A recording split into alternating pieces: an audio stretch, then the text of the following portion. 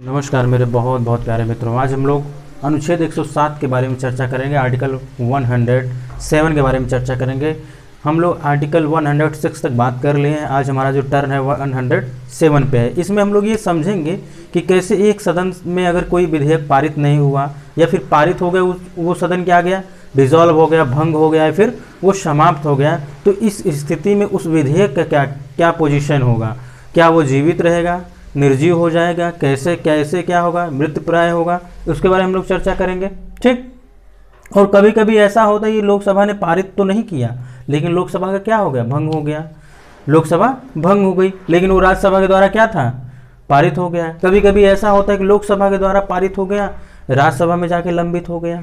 तो इस स्थिति में क्या होगा, हम लोग इस सब के बारे में चर्चा करेंगे।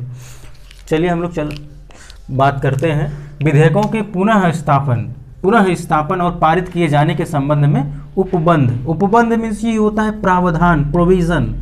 क्या होता है, प्रावधान, प्रोविजन। ठीक। धन विधेयकों को अन्य वित्त विधेयकों के संबंध में अनुच्छेद 109 और अनुच्छेद 117 के उपबंधों के अधीन रहते हुए कोई विधेयक संसद के किसी भी सदन में आरंभ हो सकेगा। यानी यहाँ पे बात ये हो रही कि धन विधेयक को छोड़ करके और जितने भी वित्त विधेयक हैं वो क्या हो सकते हैं, सदन के यानी कि संसद के किसी भी सदन में क्या किए जा सकते हैं, लाए जा सकते हैं। यहाँ पे इस शब्द को आप अवश्य ध्यान दीजिएगा, धन विधेयक को छोड़कर। धन विधेयक और अन्य जो जितने वित्त विधेयक हैं उनको भेजा जा सकता है, लेकिन धन विधेयक को सिर्फ और सिर्फ, प्रश्न देखिए यही बन जाएगा, धन विधेयक को सिर्फ और सिर्फ लोकसभा में ही प्रारंभ किया जा सकता है। ठीक।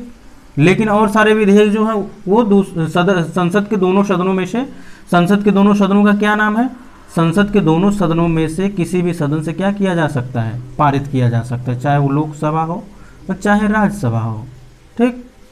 किसी भी सदन में लाया जा सकता है, प्रारंभ किया जा सकता है। इसका कथन ये है, इसका कहने का तात्पर्य ये है। अनुच्छेद 108 और अनुच्छेद 109 के उपबंधों के अधीन रहते हुए कोई विधेयक संसद के सदनों द्वारा तब तक पारित नहीं किया समझा जाएगा जब तक संशोधन के बिना या केवल ऐसे संशोधनों सहित जिन पर दोनों सदन सहमत हो गए हैं उस पर दोनों सदन सहमत नहीं हो जाते हैं। बात इसमें क्या कह रहा है, इसका कहने का क्या तात्पर्य है। मान लीजिए कोई विधेयक है, ठीक, कोई विधेयक है, हम लोग केवल सामान्य विधेयक के बारे में बात कर रहे हैं या फिर जनरल बिल के बारे में बात कर रहे हैं। यहाँ पे ना ही वित्त विधेयक की बात हो रही है, ना ही धन विधेयक की बात हो रही है, ना ही संशोधन विधेयक की बात हो रही है। हम लोग कभी इसके बारे में डिटेल चर्चा कर लेंगे। अगर मान लीजिए विधेयक क्या कर दिया गया, लोकसभा से पारित कर लिया गया। ठीक, लोकसभा से पारित कर लिया गया। अब ये जिस रूप में गया वो राज्यसभा में गया। अब राज्यसभा इसमें क्या कर दे, संशोधन कर दे। ठीक, ये संशोधन उस रूप में करे जो क्या हो, इसे एक्सेप्टेबल हो, लोकसभा भी क्या करे, उसे स्वीकार करे। तो इस स्थिति में क्या होगा, वो उसको पारित समझा जाएगा, उसको पारित क्या किया जाएगा, समझा जाएगा। लेकिन जब ये पारित कर देगी, लेकिन मान लीजिए ऐसा हो कि ये जो है लोकसभा जो है ये एक्सपेक्ट ही ना करे कि उसमें संशोधन हो, और इसने क्या कर दिया, संशोधन कर दिया, उसमें हेर फेर कर दिया, तब इस स्थिति में जो विधेयक रहेगा उसको पारित नहीं समझा जाएगा।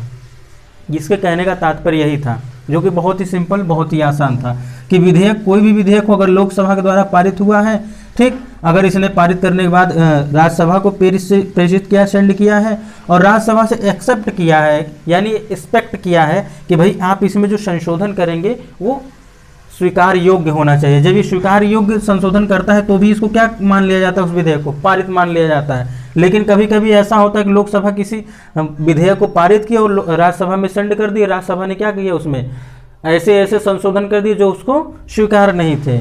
ठीक, तो क्या होगा उस स्थिति में, वो विधेयक पारित नहीं समझा जाएगा। ठीक, संसद में लंबित विधेयक सदनों के सत्रावसान के कारण व्यक्तिगत नहीं होगा। इसका क्या तात्पर्य है कि अगर कोई विधेयक है किसी भी सदन में, वो क्या हो, लंबित हो। लंबित का मतलब होता है पेंडिंग हो। अगर वो कोई भी विधेयक हो संसद के किसी भी सदन में पेंडिंग हो, अगर उस सदन का क्या हो जाए, सत्रावसान हो जाए। सत्रावसान का मतलब किसी सत्र का क्या कर दिया जाए, अवसान कर दिया जाए। सत्र को ही क्या कर दिया, सेशन को क्या कर दिया जाए, ऑफ कर दिया जाए। इसको दूसरी भाषा में कहा जाता है ऑफ कर दिया जाए।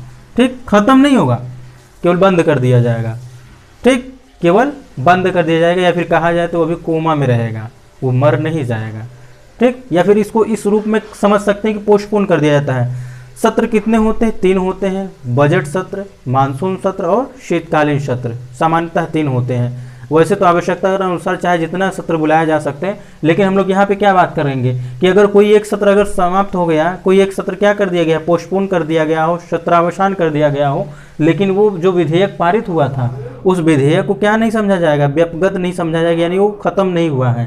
ठीक, राज्यसभा में लंबित विधेयकों जिसको लोकसभा ने पारित नहीं किया है, लोकसभा के विघटन पर व्यपगत नहीं होगा। देखिए ये कितना मजेदार फैक्ट है कि अगर मान लीजिए कोई ऐसा विधेयक जो राज्यसभा ने क्या किया था, लंबित कर दिया था, लेकिन उसी समय क्या हो गया, लोकसभा का विघटन